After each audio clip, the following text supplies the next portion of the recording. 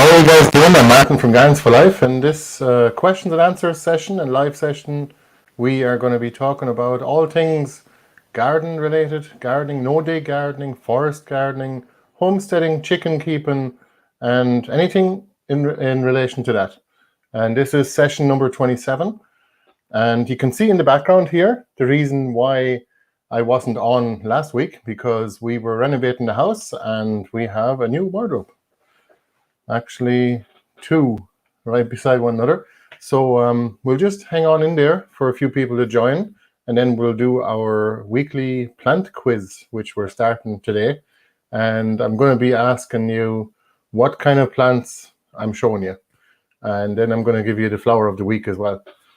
So again, if you want to ask me questions about no-dig gardening, you can, or anything to do with plants or growing food, growing fruits, especially berries, and in cold temperate climates.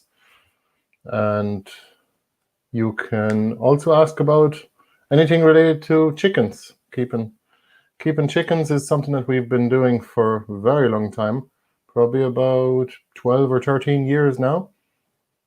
And it's definitely something we will never give up, because it's well worth having the chickens for egg production, and they are really easy to keep. For those of you wondering, or for those of you on the fence about keeping them, they are really easy to keep. I only spend about 2 times 5 minutes a day, really, in total, minding them or taking care of them. And they're living a great life, much better than those in the factory. So this week there's been a lot of stuff happening. So I just came back from the garden now, and I've been actually watering. It's been the warmest day for the last 6 weeks, probably. It's been really warm here in Ireland today, like 23 degrees, and everything has gone dry. Even container grown plants, like plants that I keep in 2-liter pots, have gone completely dry. But our seedlings, the best time to water them is actually in the evening time. So that way the water doesn't evaporate, or a lot of it doesn't evaporate. If you're watering in the morning, that's okay too. But in the middle of the day, there's really no point, because you're probably going to lose about half of that water just due to evaporation. So you might as well be more efficient about it and actually just get yourself, or just water your plants in the evening time, just before it gets dark. And that way they have all night to soak in. So that's what I've done, especially with all the cuttings that are actually in pots that are rooting, and plants that I started in from seed as well.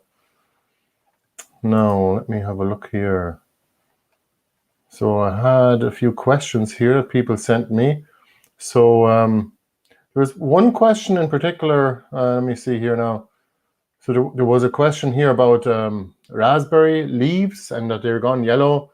And I've been asked whether they should pick them off or whatever.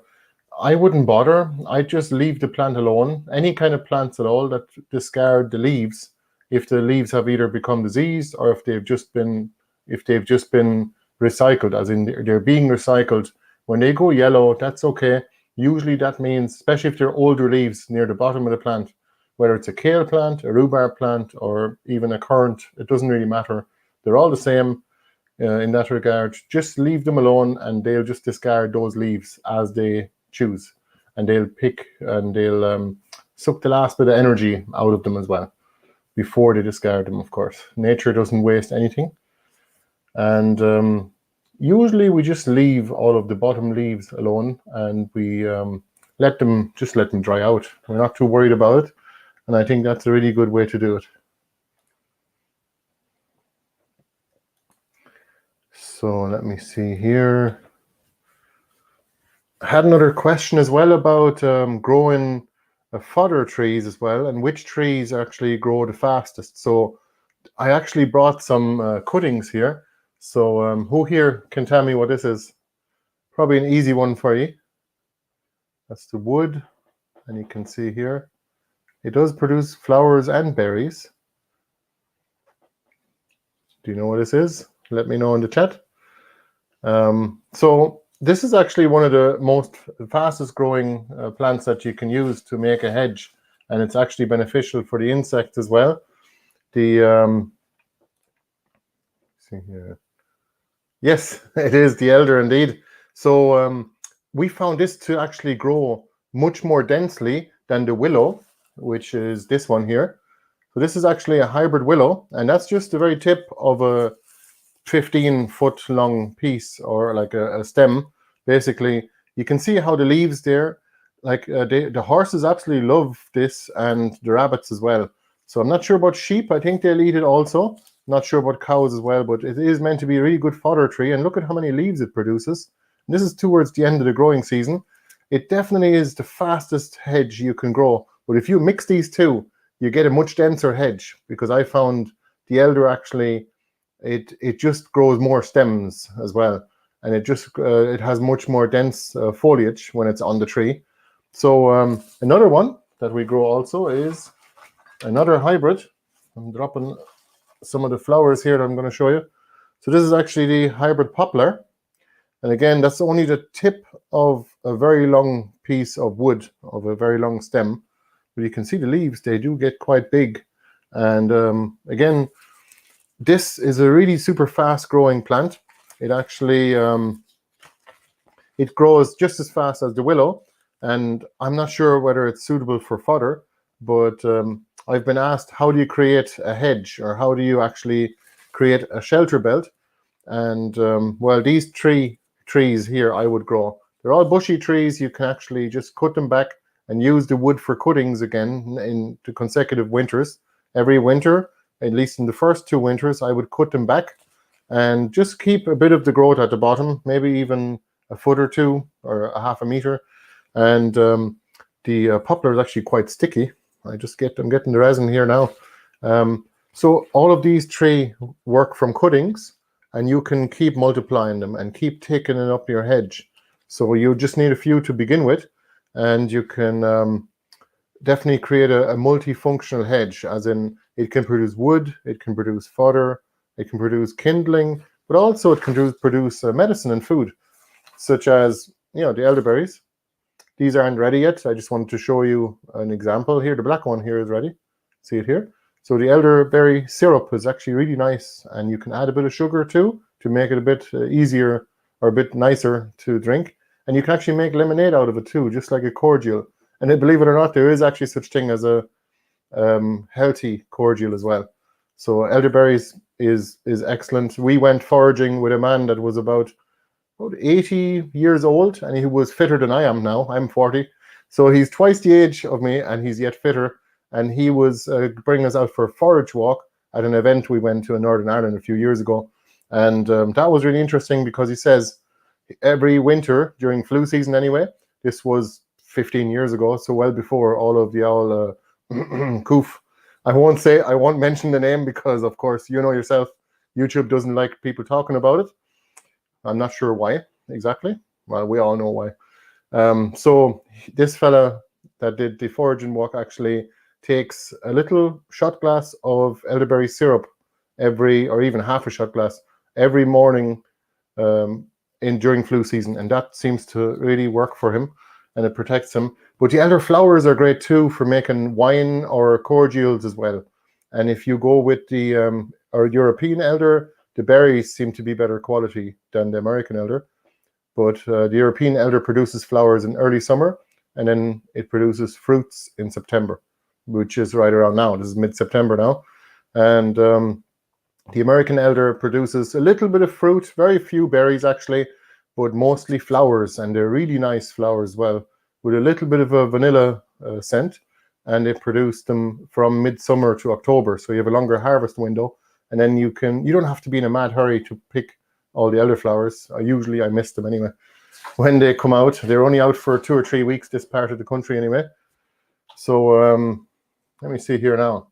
So actually I'll reveal the flower of the week to you in a minute. Does anyone here know what it is? Anyone in the live chat? It's an easy enough one if you've seen it before. It's actually a wildflower, and it has multiple uses. It originally came from Greece actually, and it was also known as Olympic, and then the name of it. Do you know what it is? It also produces leaves as well, and the leaves are tremendously, yes, it is. It's great mullen, and this is only a small piece of a flowering stalk, and don't worry, we've got plenty more. we have probably about 30 or 40 of these grown in the garden and flowering, and they have multiple flowering stalks as well. So the flowers, actually, you can pick them and dry them and put them into an oil. You could do it fresh too, but the oil is actually great for ear infections as well, same as garlic oil. And if you combine the two, you get multiple times the effect. So it's usually exponential with herbs once you're combining things. And I want to show you I actually brought a little, just the flower itself. You can see how it's a bit bigger than the European elder. This is the Olympic mullein. So you can see it is quite a bit bigger than these flowers here. The Olympic mullein is originally from Greece, actually. It's also known as Greek mullein, and it has a longer flowering period, and it actually produces bigger flowers. So apparently they're easier to harvest, so people that grow herbs and herbal medicines actually prefer to grow the Olympic mullein. But I found the Great mullein to be more reliable in the Irish climate anyway. So that's something for you. Just really important plant to have. That's why we always send out seeds with every order, just free of charge, just to get people growing all these useful wildflowers. So who here knows what plant that is? It's not chamomile. Chamomile is different. I didn't pick up chamomile today. I was just in the garden watering, as I was saying earlier, for those of you who just joined. And best time to water is at night, just because the water has time to seep into the ground and it doesn't get evaporated. But I was just picking up a few bits from the garden that are still being productive at the moment.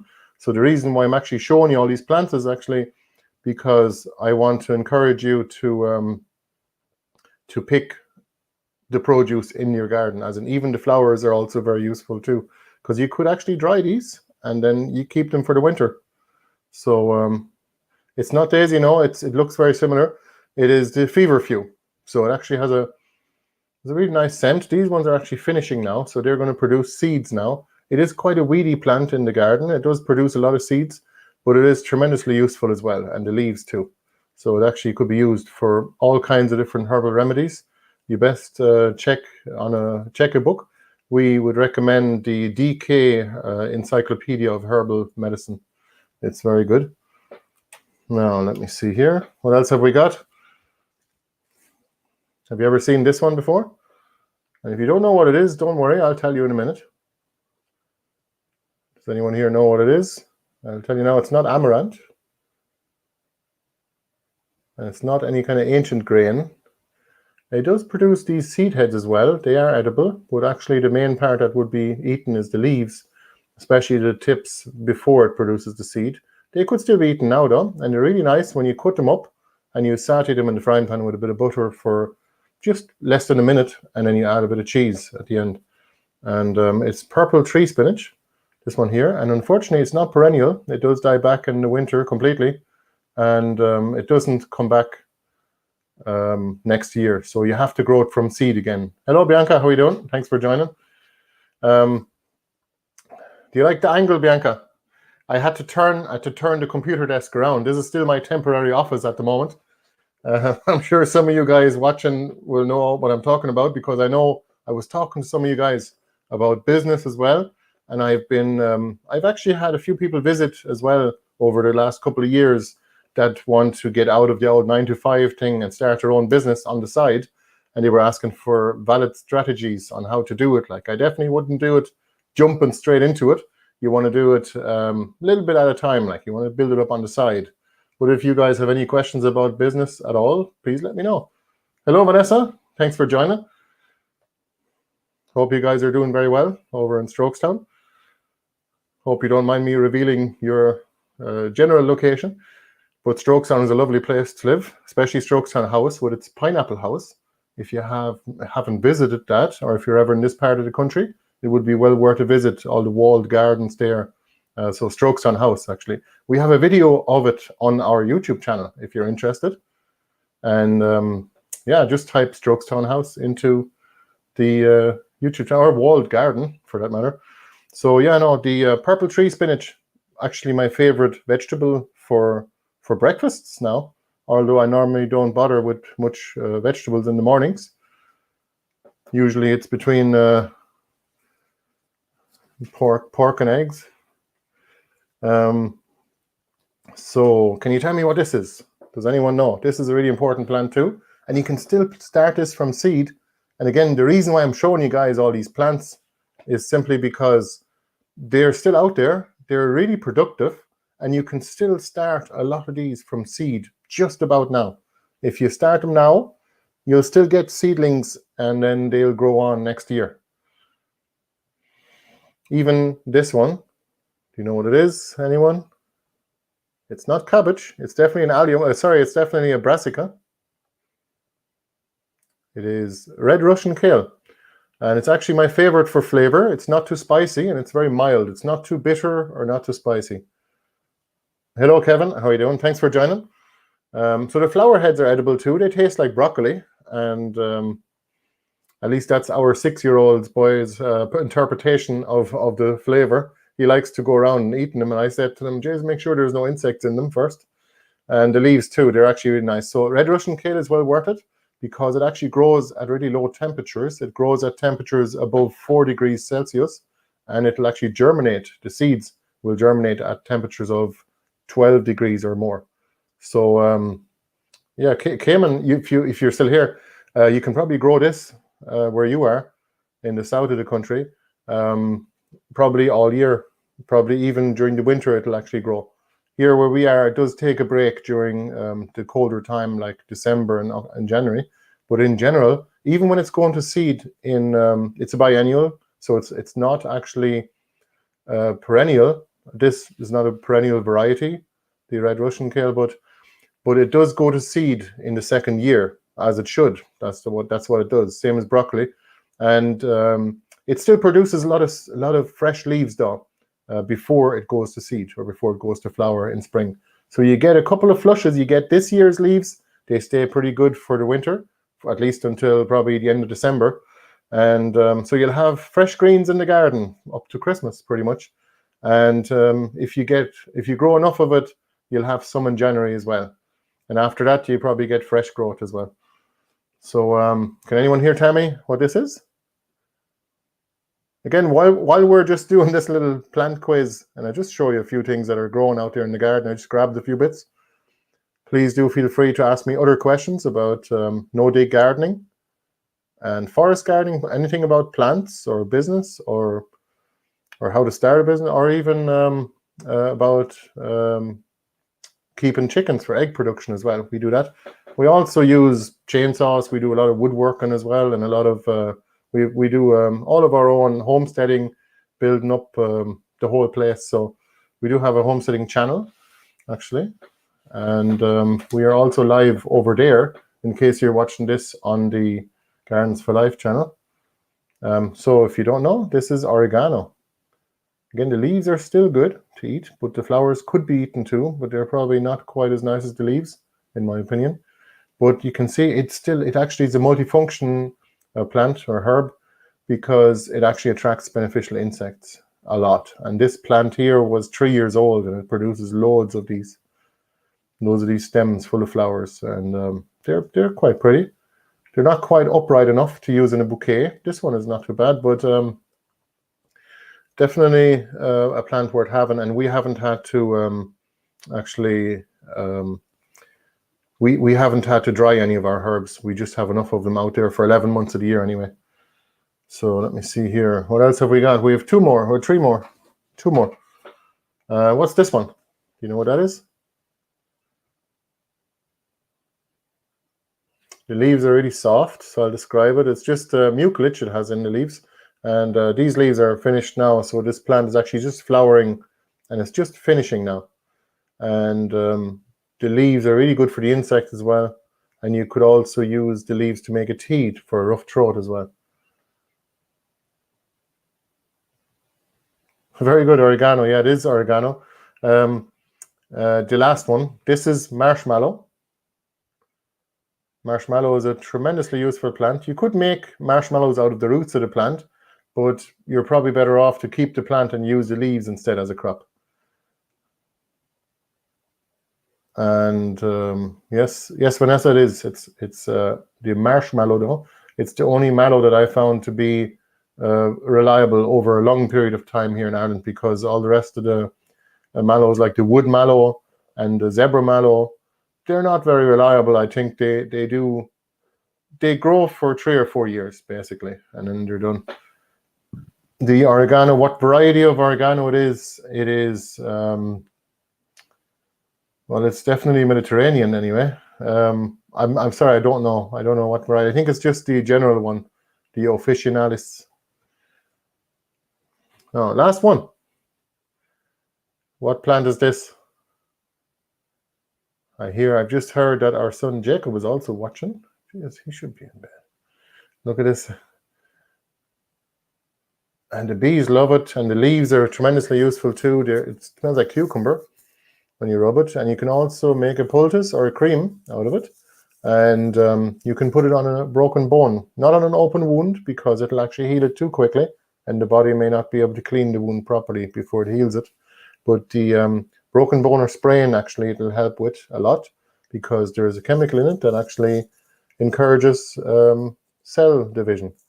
So it's called bone knit. That's one of the common names, but it's also known as comfrey, or knit bone in America, they call it. It looks a bit like birch, but it's not. But the bees absolutely love it. It must produce a lot of nectar for them.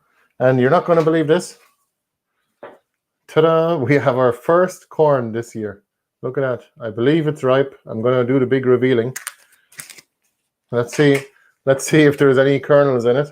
Our corn really suffered this year. I mean, everyone's gardens were like 6 weeks behind in UK and Ireland. I also heard similar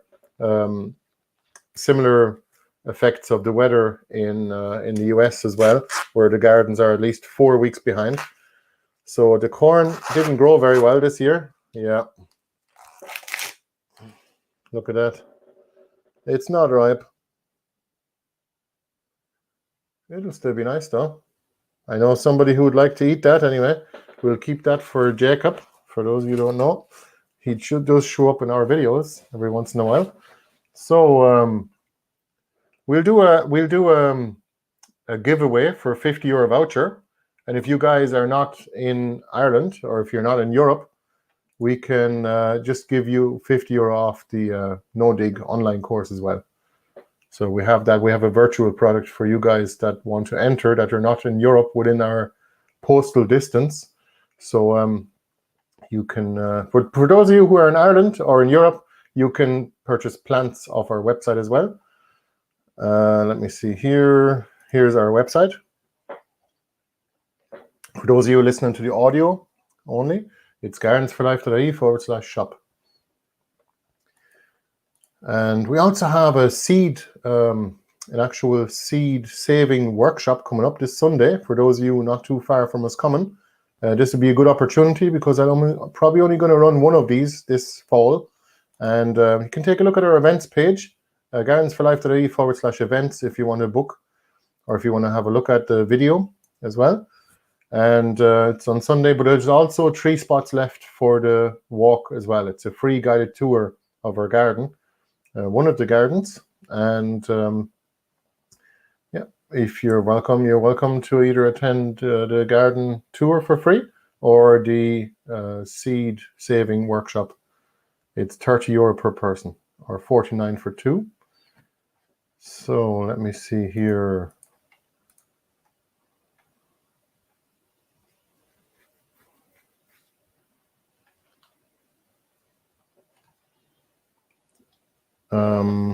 Bianca's asking, any tree cuttings for sale? They are available on the website, but they're not shipping out yet. So they're the leaves, especially, I actually had them earlier here. We have elderberry cuttings as well, but mostly the kind of cuttings most people are looking for every year is actually the willow and the poplar. So this is the hybrid poplar, this is the willow.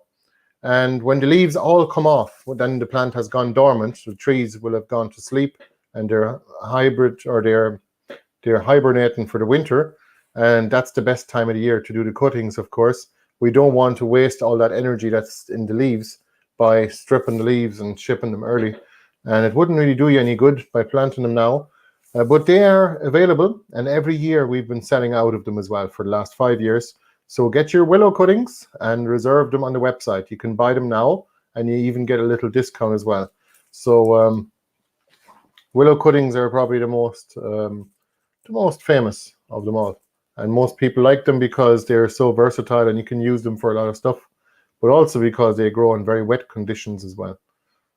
So alder also grows in wet condition as well, and we want to grow some of those as well. And the lime tree we're going to start growing as well. That was a lot of as wells. So yeah, if you guys are, let me see here, I'm just looking over here, checking for the comments and questions.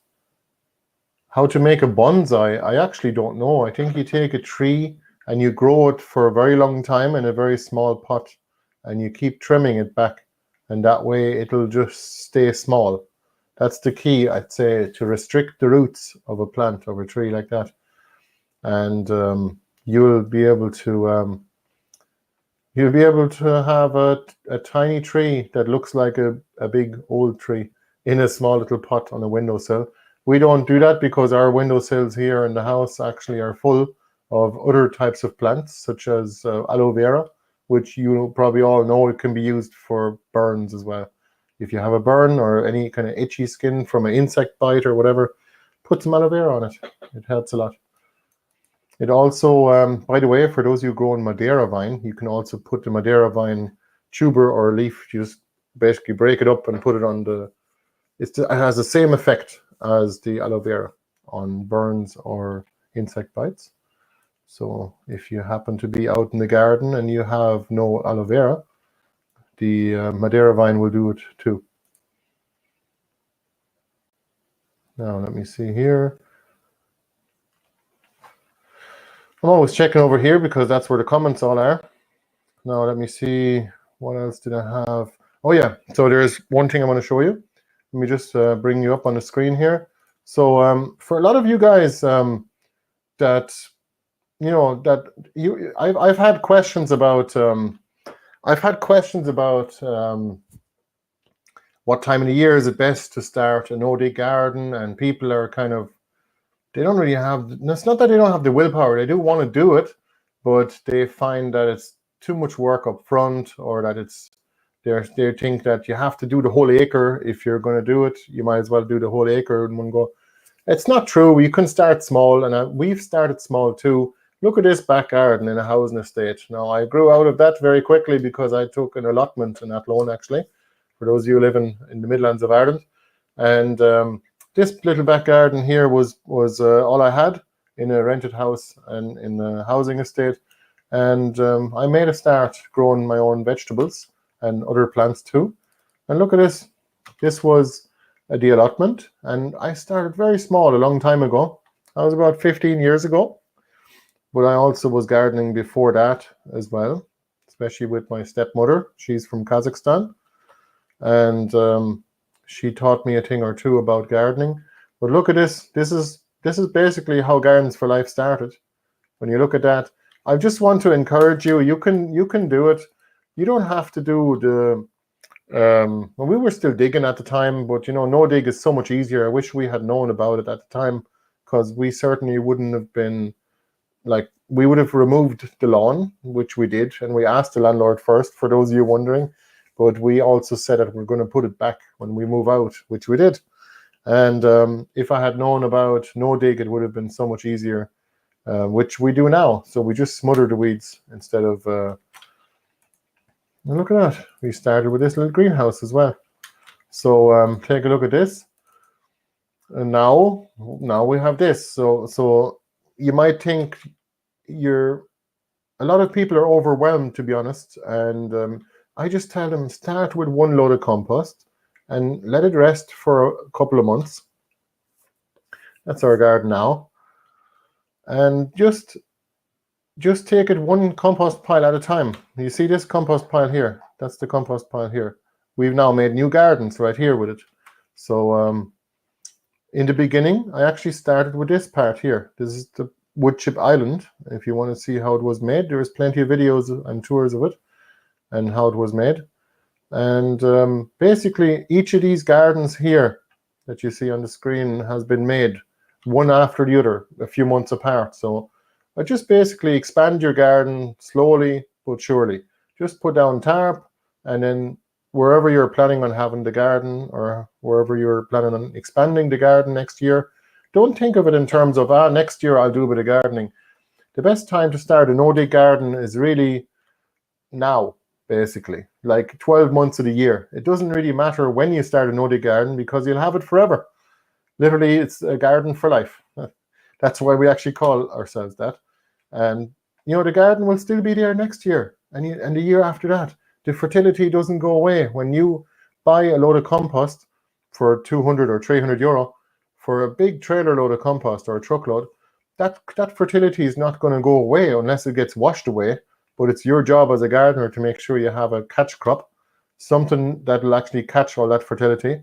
In our garden here, we basically just smother the weeds or the existing vegetation and just cover the ground either with cardboard or with plastic, and we take the plastic off once the weeds are smothered, and we put down our compost on top of it, probably about 5 inches or 12 centimeters worth.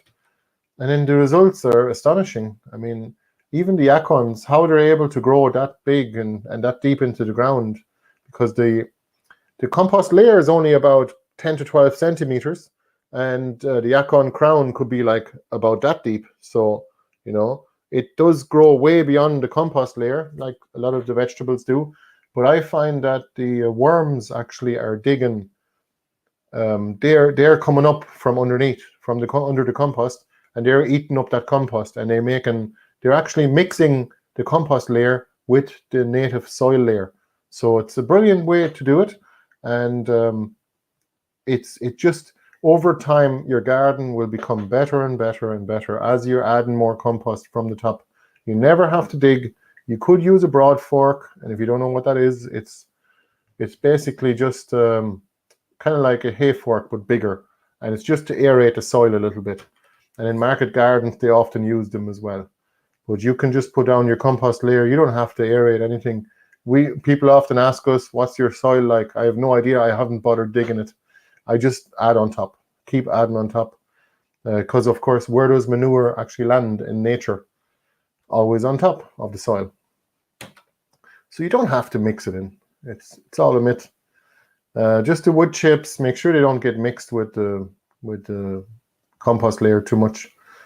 I'm only putting wood chips on the paths in the first year, and after that, then might do a second year, and then in the third year I might add wood chips all over the garden beds as well, just to keep the weeds down. And at that point, the garden will have turned from a no-dig garden into a lasagna garden, or a forest garden, because when you're putting down a layer of wood chips, you are mimicking the forest floor, because your leaves, all your carbonous material, all your branches that break off the trees, they all land on the ground, and they all get eaten up by all of the mycelia, or the mushrooms, the fungi, and they basically get returned back into the cycle of the soil life. So that's it. Now, have you guys any questions at all? Let me see here.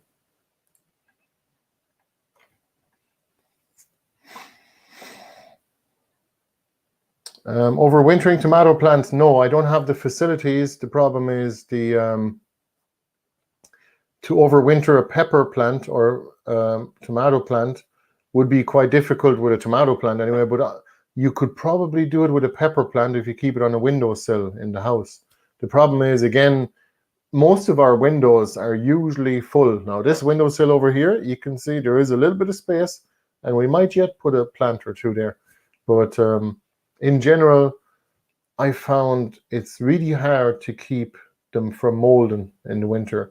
Where we are anyway, in the Midlands of Ireland, the pepper plants and the tomatoes both, they usually start going moldy in the greenhouse, even if it's a really dry greenhouse in December.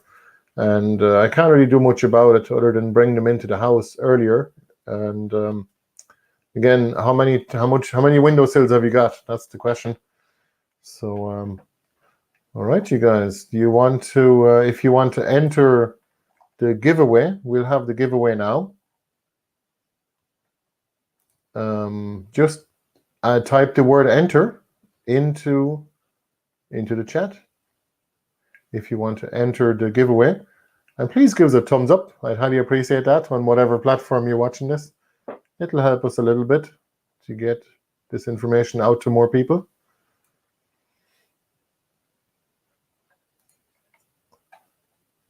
So I'll just hang on for people to enter the giveaway. I'm sure there's always a little bit of a delay. So if you missed that, type the word enter in all capital letters into the chat to enter the giveaway. It's free, and you can win a €50 voucher for our online shop, which is here. I'll just put the shop into the chat as well. Give me a second there now, because that way you can click on it. So if you want to have a look at what we have, enter the giveaway. Last chance to enter the giveaway for a €50 voucher for our online shop. Just add the word enter in all capital letters on the chat. And we'll use our random flux capacitor website here to actually choose a winner, a winning comment actually, and it will display it on the screen. I hope you don't mind your name being shown. Most of you won't, because of course you're on a public chat here, and you know.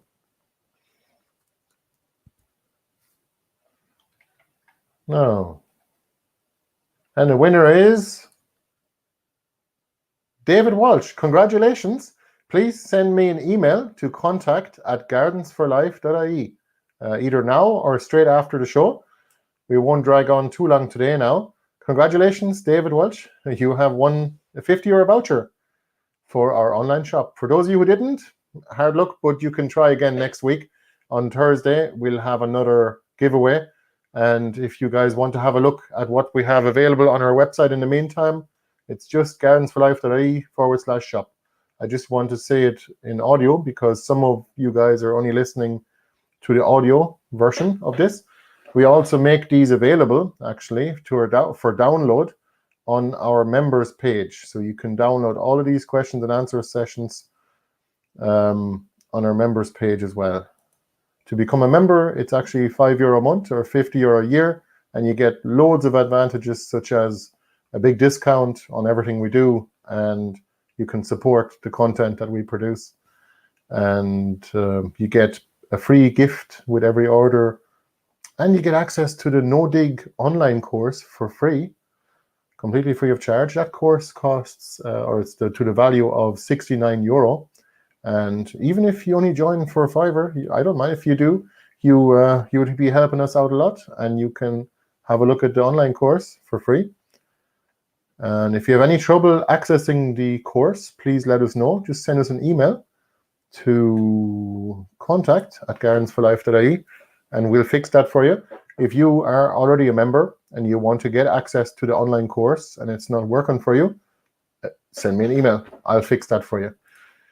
So thank you guys for joining today. It was always a good time, or it's been a good time as always. And thank you guys for asking questions and leaving a few comments. We always like to get a bit of feedback from our audience. Please do subscribe to our email list. It's just gardensforlife.ie/subscribe if you want to stay in touch, and if you don't mind receiving 2 or 3 emails from us a week on whatever is going on, or what newest things are happening, or anytime there's new content out or some kind of a special offer going on. We try not to bother you too much.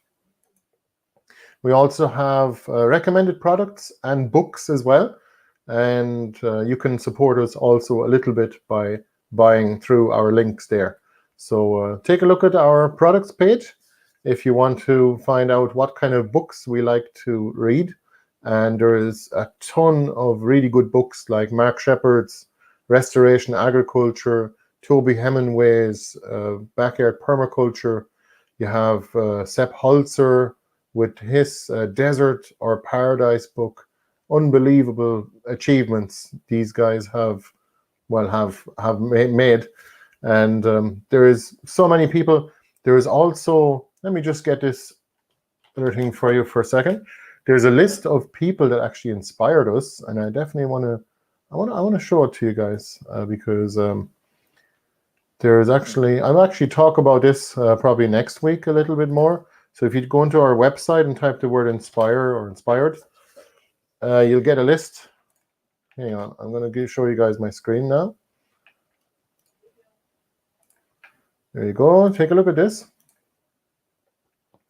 So there's a list of people that inspired us. And again, if you want to access that list, it's available on our website. Just go to gardenforlife.ie and then go into the search and type in inspired. And look at this. There's all of these people's names. Like there's an unbelievable wealth of knowledge, and our place, our gardens, our homestead, our lives, our business, our lifestyle business. Actually, we have 2 lifestyle businesses, and we basically took all the best bits from all of these people that really inspired us from around the world, and made it what we did, and we want to share that with you guys, and we want to recommend all of these people to you. And by the way, tomorrow is also the launch of my wife Bianca's album, and it's if you're coming to the Roscommon Culture Festival, please feel free to come along to her album launch, which is at the library in Roscommon Town from 6 to 8 p.m. tomorrow. Just want to throw that in there. Maybe I should have said that earlier, but I see a good few of you guys actually are still listening at the moment. I know it's not gardening related, but nevertheless, it's a wonderful thing. There she is now, and the album is really nice. And she'll play some of the songs or all of the songs actually in person as well. And there's even a music video already available. It's biancafachel.com if you guys want to have a look.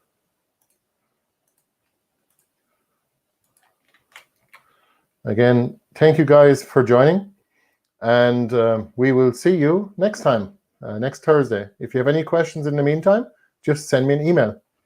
Oh, sorry, I still have this thing up here.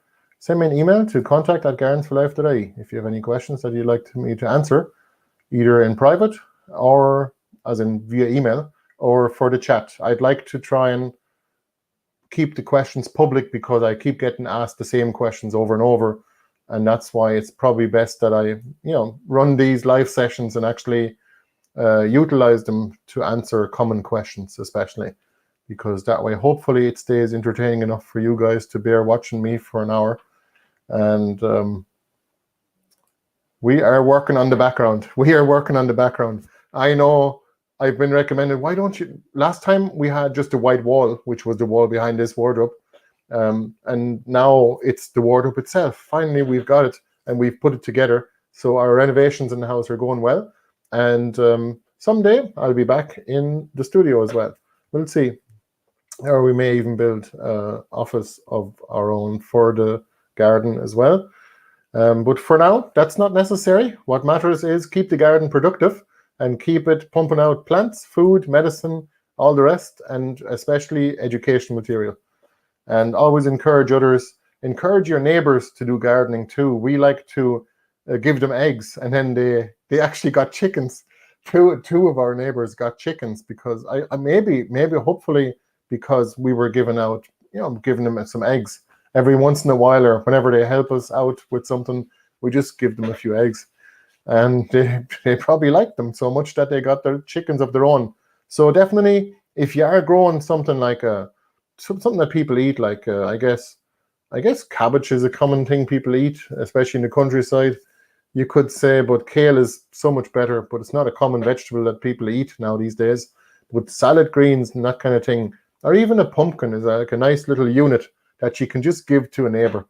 So that's what we're going to do this Halloween. Before Halloween, we're going to be just leaving a pumpkin on every house, just at their entrance here on our little lane. We all know each other here. It's a wonderful community. Anyway, I will see you guys again. Bye-bye. See you next Thursday. I will be putting out a couple of videos until then. Bye-bye.